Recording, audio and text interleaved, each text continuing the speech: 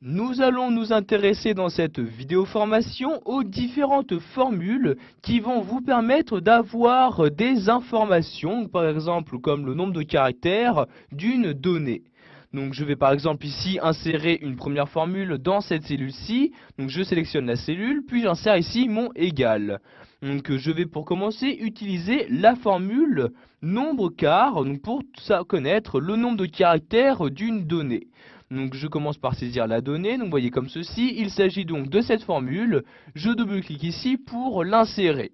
Donc par exemple, je souhaite savoir combien de caractères compose ici donc cette cellule, je sélectionne donc la cellule, ensuite je ferme la parenthèse et j'appuie sur la touche Entrée de mon clavier. Et voyez par exemple, cette cellule contient 15 caractères. Je vais ici remodifier donc la formule en double-cliquant sur la cellule.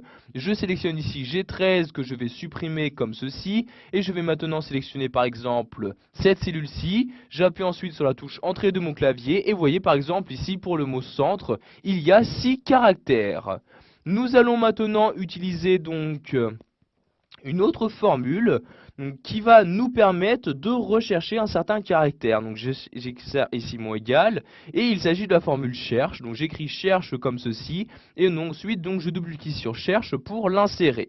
Donc ici je vais insérer donc comme premier argument le texte recherché. Donc quelle lettre je recherche.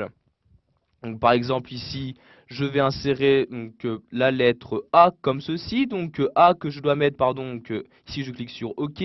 Je dois bien faire attention à mettre le A entre guillemets comme ceci. Ensuite j'insère un point virgule. Je sélectionne donc dans quelle cellule je recherche ce mot-ci. Donc ici par exemple pour cette cellule-ci. Ensuite, j'insère de nouveau un point virgule. Et ici, comme dernier argument, je précise à Excel à partir de quel caractère je souhaite effectuer ma recherche. Donc ici, par exemple, je commence à partir du premier caractère. Ensuite, je ferme la parenthèse et j'appuie sur la touche Entrée de mon clavier. Et voyez, par exemple, ici, je sais que le A, donc le caractère numéro A, donc apparaît bien en deuxième position. Si je vérifie, donc ce caractère apparaît bien en deuxième position. Voilà, vous avez maintenant la possibilité de trouver des informations sur le texte inséré dans Excel 2010.